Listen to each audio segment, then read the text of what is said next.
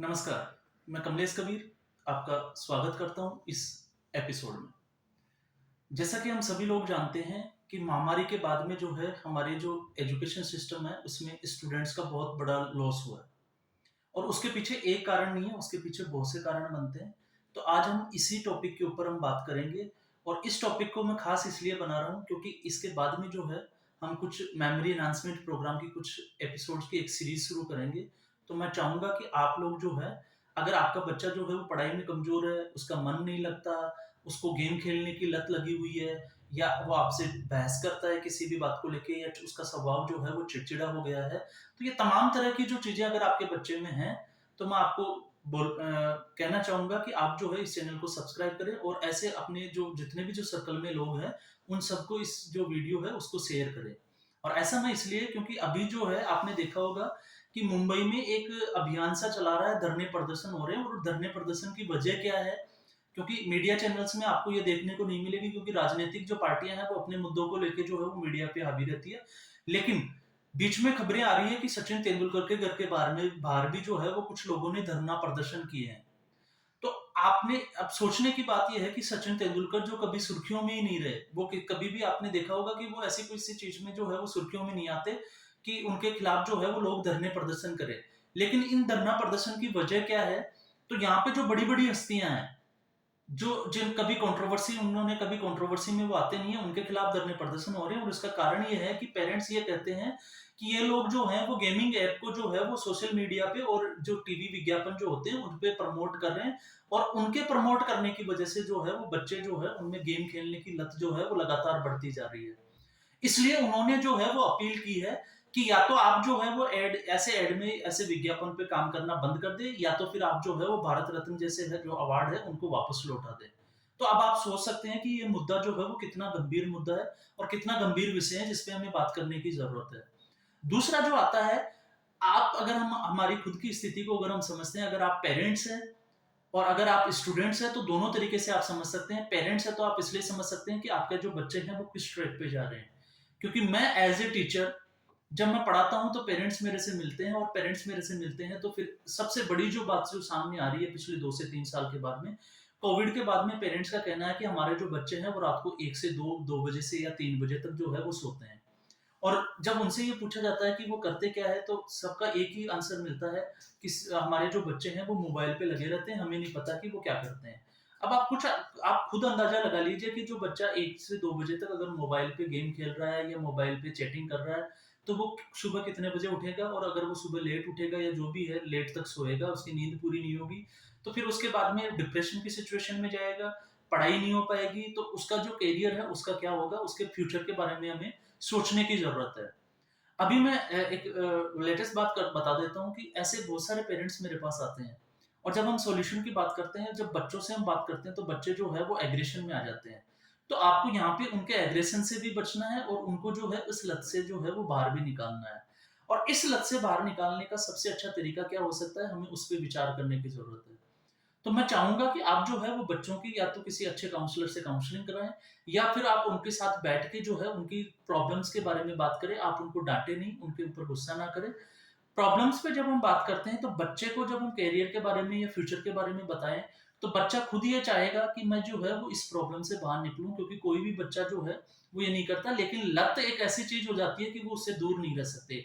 तो इसको हम जो है वो एक ड्रग्स की तरह ले सकते हैं, क्योंकि ये भी एक नशे की तरह है। तो बच्चों से बैठ के जो है वो आप डिस्कस करें और बच्चे को कैसे पूछें कि आप जो है वो इन लत को कैसे छोड़ सकते हैं। जैसे रिसेंटली मैंने एक केस देखा, उस केस में मैंने बच्चे से बात की तो बच्चा जो है वो खुद बोलता है कि मुझे छोड़ना है लेकिन मैं छोड़ नहीं पा रहा। तो हमें उनकी हेल्प करनी है और हेल्प हम उनकी कैसे कर सकते हैं? अगर कोई बच्चा 2 से 4 घंटे अगर मोबाइल पे वो बैठा है तो हम कोशिश करें कि उसको खुद को पूछे कि आप इसको 1 घंटे तक कैसे कर सकते हैं? आपके लिए वो कौन-सा टाइम सूटेबल है? आप उसको गेम खेलने दें। अचानक से आप उसको बंद ना करें।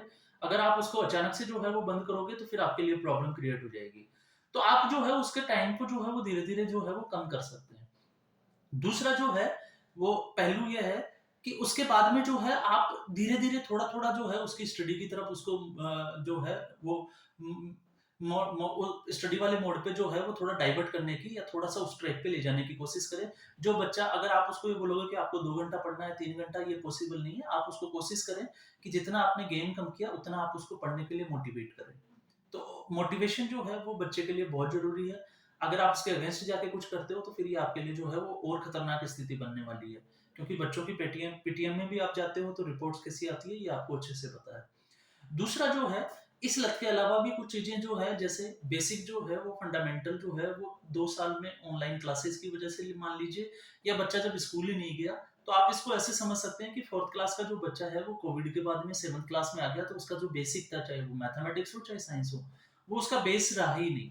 और जब उसका बेसिक नहीं रहा, तो अब हम उसको 8th क्लास और 9th क्लास में बोलते हैं कि आप जो है वो सीधे मैथमेटिक्स पढ़िए, तो आप खुद सोच सकते हैं कि वो बच्चा जो है वो 3 साल की जो पढ़ाई उसकी डिस्टर्ब हुई है, उसके बाद में उसका जो बेसिक जो है वो छूट गया, तो अब वो सिलेबस को जो है वो कैसे कवर करेगा, क्योंकि अब जो है वो लार्ज स्केल पे उसका सिलेबस का जो दायरा है वो बढ़ गया है, क्वेश्चन जो है वो टफ हो गए हैं। अब आप एक चीज देखिए, इसको हम ऐसे भी समझ सकते हैं कि एक बच्चा जिसको यही नहीं पता कि स्क्वायर कैसे होता है, रेक्टेंगल कैसे होता है, तो अब तो जो है उसको डायरेक्ट जो है वो फॉर्मूला या उसको प्रूव करने वाले क्वेश्चन सॉल्व करने हैं। तो उस स्थिति में भी जो है आप कोशिश करें कि उसका बेसिक कैसे मजबूत हो, तो आप एक अच्छे ट्यूटर को अपॉइंट करें, और ट्यूटर को अपॉइंट करने के बाद में हो सकता है इससे आपका टाइम स्पेंड हो, साथ में जो है आपके आने वाले 2 या 3 महीने में उसका रिजल्ट वीक आए, लेकिन ये कोई प्रॉब्लम नहीं है। अगर आप इस सॉल्यूशन की तरफ जाना चाहते हो, तो आप जो है उनके बेसिक को जो मजबूत करें, और बेसिक बेसिक को मजबूत करने के बाद में आपका जो रिजल्ट है, अभी 3 महीने अच्छा नहीं आएगा, लेकिन 3 महीने के बाद में जो है वो बहुत अच्छा आने वाला है। और इसी में जो है हम बच्चों के लिए जो है, वैसे जो हमारी क्लासेज होती है उसमें हम मेमोरी एनहांसमेंट और वैदिक मैथमेटिक्स दोनों प्रोग्राम जो है हम रन कर रहे हैं, और उसके हम जो है जो बच्चे सिलेबस की जो तैयारी कर रहे हैं उनकी से हम कोई चार्जेस भी नहीं करते। लेकिन अब हमने एक डिसीजन और लिया है कि हम जो है इसको सोशल मीडिया के थ्रू, यूट्यूब वगैरह पे जो है एपिसोड टू एपिसोड जो है हम बना के जो है देश और दुनिया में जितने भी जो बच्चे हैं, हम कोशिश करेंगे, एक छोटा सा हम प्रयास करेंगे, और उस प्रयास में आपकी हमें हेल्प बस इतनी चाहिए कि आप लोग जो है इसको जो है वो उन बच्चों तक ज्यादा से ज्यादा शेयर करें, ताकि वो उन बच्चों तक पहुंच पाए। तो हमारा जो प्रोग्राम होगा बेसिकली जो होगा वो मेमोरी एनहांसमेंट के ऊपर होगा। और मेमोरी एनहांसमेंट जो प्रोग्राम है, ये ऐसा नहीं है कि ये कोई बहुत बड़ा कोई जादू है या ऐसा कुछ नहीं है, ये कुछ वैदिक टेक्निक्स है, कुछ मॉडर्न साइंस के तरीके हैं। उन तरीकों से पढ़ के जो है वो बच्चा जो है वो हँसते-खेलते जो है वो किसी भी चीज़ को कैसे लर्न कर सकता है।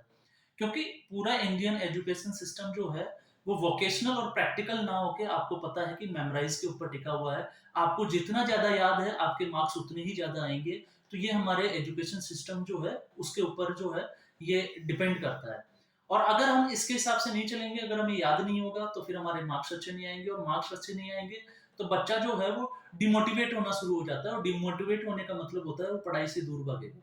और पढ़ाई से जब बच्चे दूर भागते हैं तो उनके रिजल्ट क्या है, बच्चे जो है वो कई बार जो है वो गलत ट्रैक को भी पकड़ लेते हैं।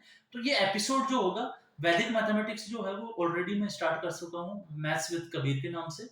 और ये मेमोरी एनहांसमेंट का जो प्रोग्राम है जिस चैनल पे आप देख रहे हो, उसी चैनल पे मैं शुरू कर रहा हूँ, जिसमें जो है सबसे पहले हम पढ़ेंगे, इसमें 2 या 3 एपिसोड में हम समझेंगे कि हमारा जो ब्रेन है उसका बेसिक्स क्या है, ये वर्क कैसे करता है। क्योंकि हमें पता ही नहीं है कि जो ब्रेन है वो न्यूरॉन्स कैसे एक्टिव होते हैं, उनकी प्रैक्टिस के लिए हमें क्या करना पड़ता है, कब वो याद करते हैं, कब हम चीज़ों को भूल जाते हैं। और जब हमें ये चीज़ें पता नहीं है, तो फिर हम इस पे वर्कआउट कैसे करेंगे। उसके बाद में हम बात करेंगे कि छोटी-छोटी चीज़ों को, जैसे एक सीक्वेंस में अगर कोई हमें वर्ड्स वगैरह दिए जाते हैं, तो उनको हमें कैसे लर्न करना है, नंबर सिस्टम के साथ में, नंबर्स के साथ में हमें किसी वर्ड को कैसे याद करना है। अब आप सोचोगे कि इनका जो है वो यूटिलाइज़ क्या है, इम्प्लीमेंट कहाँ करेंगे? तो इम्प्लीमेंट की अगर हम बात करें, जैसे किसी बच्चे को जो है प्रधानमंत्री या राष्ट्रपति की लिस्ट याद करनी है, तो फिर वो कैसे करेगा? अगर क्वेश्चन बनता है कि भारत के 13वें राष्ट्रपति कौन है? या जो है 14 प्राइम मिनिस्टर कौन हुए?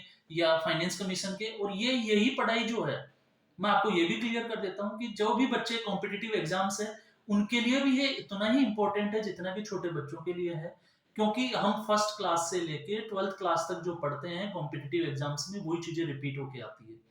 तो वो चीजें हमें याद करने की जरूरत होती है। तो उसमें जो है मैं आपको कुछ जो है आसान और खास मेथड जो मैं सिखाऊंगा, आप उनकी हेल्प से जो है वो चीजों को इजी वे में और जल्दी से याद कर पाओगे।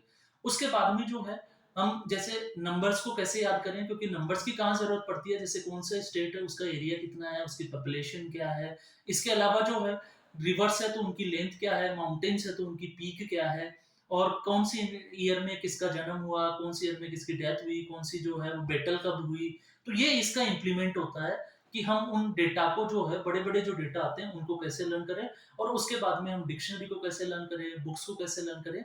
तो ये एक पूरा प्रोग्राम मैंने अब डिज़ाइन किया है बच्चों के लिए, और एपिसोड बाय एपिसोड जो है मैं इसको सिखाने जा रहा हूँ। तो इसमें मुझे आपकी मदद भी चाहिए, और मैं कोशिश करूँगा कि आप जो है जितने, जैसे देखा है कि सोशल मीडिया पे जो है हम अकेले-अकेले जो है यूट्यूब देख रहे हैं, इंस्टाग्राम पे चल रहे हैं, फेसबुक जो है उसको फॉलो कर रहे हैं। लेकिन ये ऐसा प्रोग्राम है जिसमें आप पूरी फैमिली को इन्वॉल्व कर सकते हो। पेरेंट्स भी इसमें साथ में इन्वॉल्व कर सकते हैं, बच्चों की प्रैक्टिस करा सकते हैं, और ये मेरा दावा है कि आप 1 से 2 महीने के बाद में देखोगे कि बच्चों में जो है वो ड्रास्टिक चेंज है। और बच्चे जो आपकी 3 साल में जो लॉस हुआ है उसकी भरपाई करने के लिए आपको, मैं कहता हूँ कि 3 महीने, अगर आप इसको ऑनेस्टली अगर 3 महीने बच्चों के साथ में अगर फॉलो करते हैं, तो मैं आपको दावे से कह सकता हूँ कि आप ड्रास्टिक चेंज वाक़ई में देखोगे। और फिर भी अगर आपके कोई डाउट्स हैं, तो आप जो है वो मैन्युअली मेरे से आके मिल सकते हो, और अगर आप मैन्युअली या जो है फिज़िकली आप मिल नहीं पाते हो, तो आप जो है वो मेरे सोशल मीडिया साइट्स जो भी है, यूट्यूब चैनल्स है, आप उसमें कमेंट्स कर सकते हो। और मैं कोशिश करूँगा कि उसके बाद में मैं आपको व्हाट्सएप का नंबर दूँ, तो आप व्हाट्सएप पे भी जो है, वो इन जो प्रॉब्लम्स है बच्चों को लेके, या किसी को कोई डिप्रेशन है, तो आप उन प्रॉब्लम्स को जो है मेरे साथ शेयर कर सकते हैं। मैं कोशिश करूँगा कि इन प्रॉब्लम्स को कैसे सॉर्ट आउट करें। तो फ्रेंड्स, आप सब लोग तैयार रहें मेरे नेक्स्ट एपिसोड का, क्योंकि नेक्स्ट एपिसोड से मैं शुरू करने वाला हूँ। तब तक के लिए हैप्पी लर्निंग। धन्यवाद। कितने मिनट का?